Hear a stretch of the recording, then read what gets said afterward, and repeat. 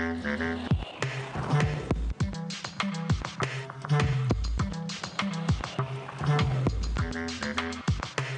parole à Charles Revet.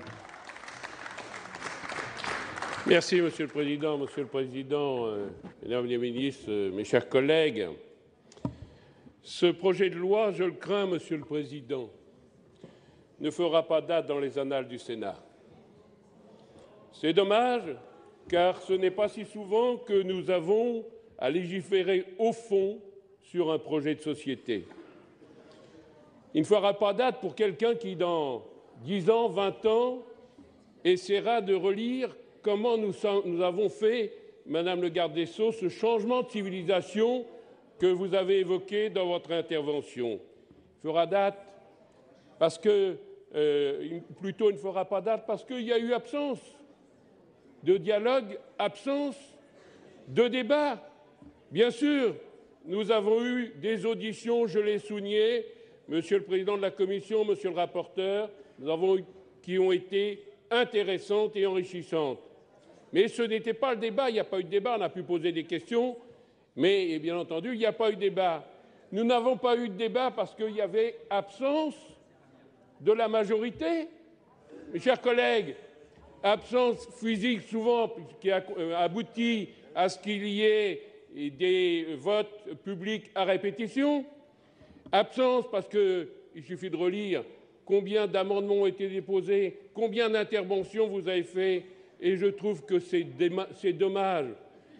Pour le parlementaire que je suis, je pensais que le Parlement était justement un lieu de débat, en particulier lorsqu'il y a des problèmes de société.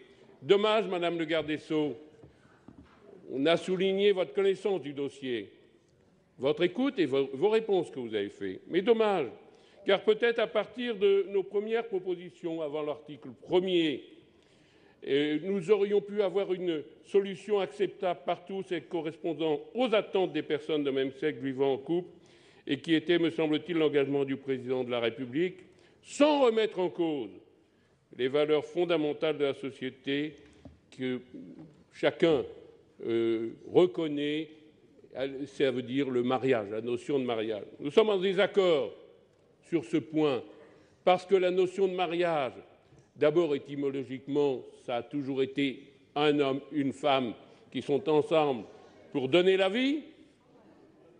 Le mariage surtout parce que, à la clé du mariage, il y a ce qui peut en découler concernant l'adoption, concernant éventuellement la PMA ou la GPA. Nous sommes en désaccord, bien entendu, sur ce qui a été proposé en termes d'adoption.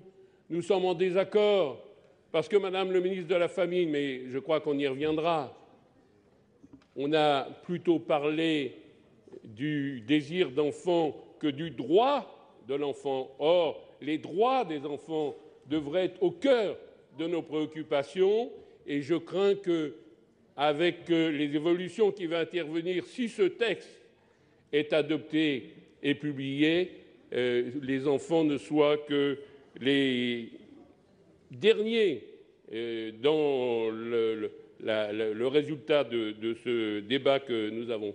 Désaccord parce qu'on a souhaité un référendum, vous n'avez pas voulu, c'eût été extraordinaire. Si par référendum, les Français avaient donné leur avis, on sait qu'à un moment, ils étaient interrogatifs. Maintenant, leur majorité est contre.